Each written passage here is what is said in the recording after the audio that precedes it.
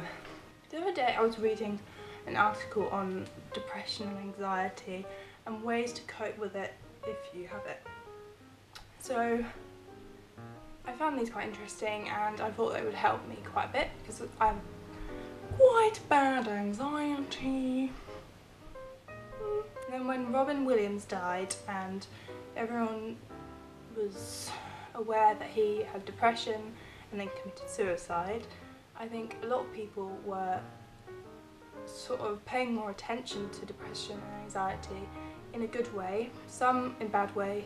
I jotted down some things that I thought are good to cope with anxiety and depression, and I thought why not just share them with everybody, because a problem shared is a problem halved.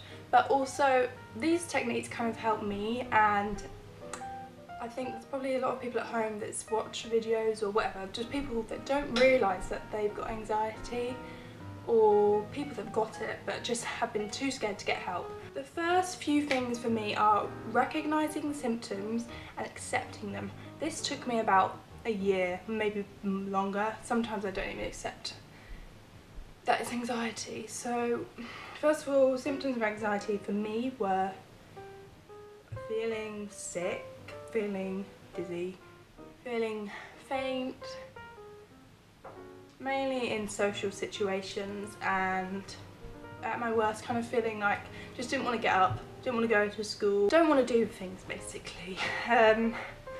Depression and anxiety kind of take over you in a way that it's like another person over you, it's not your own.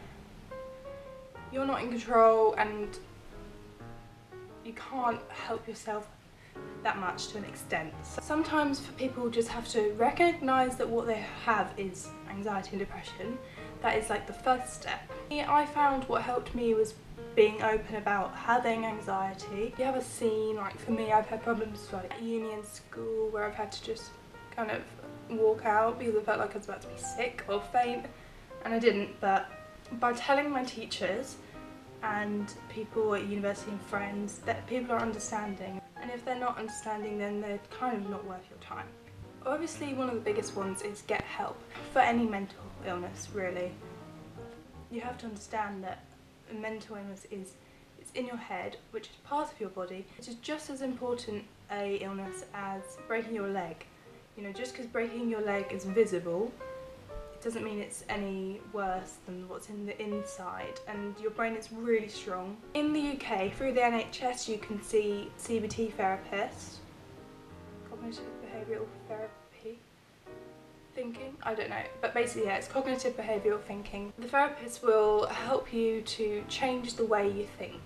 So if you constantly with anxiety think, what if this happens, the therapist will ask you, what is the worst thing that will happen?